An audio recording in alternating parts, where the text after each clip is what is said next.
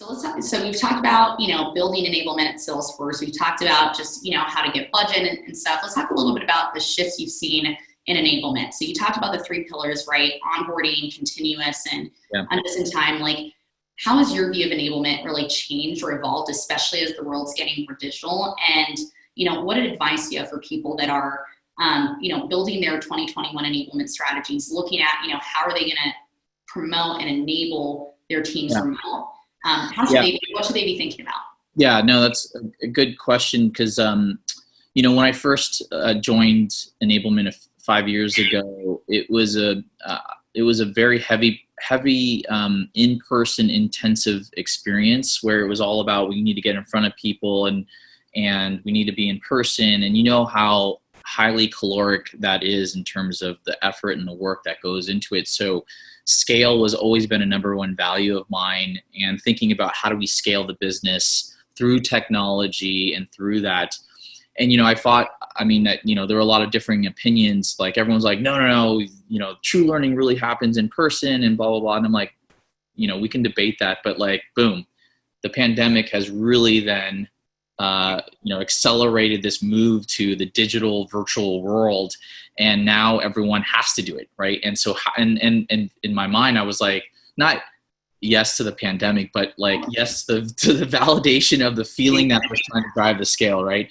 And, I've just always thought about that virtual needs to happen and be online and trying to move things into the tech world. And so when you think about the enablement space, there's just, you were talking about this earlier, there's just so much information out there. It's impossible for everyone to expect everyone to know everything. There's just incredible amounts of information. So, for the foundational learning, how do you get them dangerous enough, to be virtual and do that and get up and running and drive that productivity?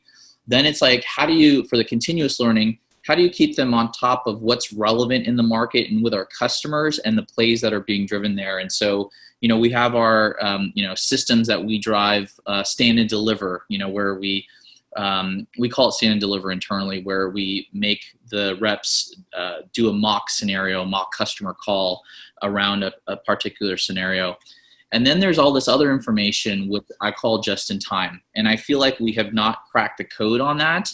But what I love, and I'm not trying to push Spekit so much, but what I love about Spekit is that how all of that just-in-time learning is very contextual, right at the point of what you need, and really it can help you drive you through the process.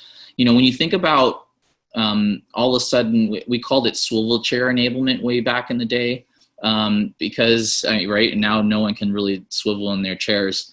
But when you needed an answer to a question, you would just swivel chair and basically ask your colleague, your neighbor, whoever, or, in our personal world, we just go to Google, right? And it's right there, right in time.